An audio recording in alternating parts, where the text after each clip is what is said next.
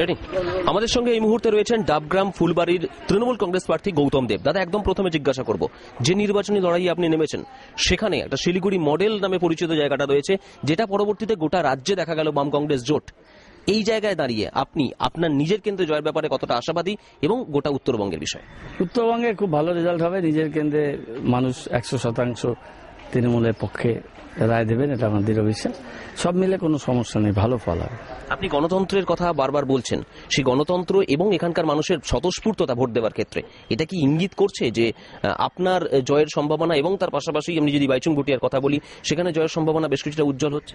Definitely মানুষ এত মুক্ত বাতাসে কোনোদিন ভোট দিতে পেরেছে নাকি? আগে এত টেরোরাইজ করে রাখা হতো। এই যে দেখলেন না, একটা চেষ্টা করছিল অশোক ভট্টাচার্য কি সব নিয়ে ঢুকে, এ সমস্ত নোংরামি কোনো মানে হয় না। মানুষকে ফ্রি ফেয়ার ভোট করতে দেওয়া উচিত, সেটা এনশিওর করা উচিত। মানুষ যাকে ভোট দেবে দিনের শেষে সেই জিতবে। শুধুমাত্র শিলিগুড়ি বিধানসভার কথা যদি বলি, তাহলে এখানে এসএমসির যে রেজাল্ট এসেছিল, সেই রেজাল্ট যদি ধরে রাখা যায় এবং পরিসংখ্যানগত দেখা যায়, এসএমসির একটা প্রেক্ষিত ছিল।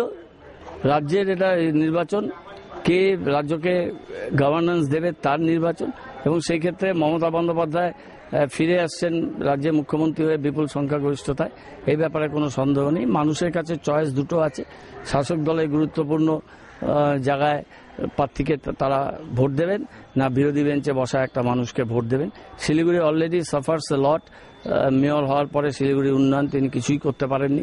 শিলিগুড়ির উন্নয়ন থেকে তিনি রাজনীতিকে প্রাধান্য দিয়েছেন। এটা মানুষ সাফার করছে, মানুষ দ্বিতীয়বার সাফার করতে চায়। মূল ফ্যাক্টর কি উন্নয়নই আপনার এবং বাইচুং ভুটিয়া জয়ের ক্ষেত্রে? এবার উন্নয়নের উপরে ভোট হচ্ছে। দাদা, আর একটা প্রশ্ন, সেটা হচ্ছে যে এই মুহূর্তে যে অবস্থান দাঁড়িয়ে রয়েছে, সেই জায়গায় দাঁড়িয়ে যদি আপনাকে জিজ্ঞাসা করা হয় যে গোটা উত্তরবঙ্গ জুড়ে, দার্জিলিং, জলপাইগুড়ি, এই যে সমস্ত জায়গাগুলোতে বিরোধীদের আপনারা কতটা পিছনে রাখছেন? দেখুন, ওইভাবে কত মিটার পিছনে আছে ওরকম হিসাব তো করা যায় না। তবে Trinamool Congress fairly well result করবে।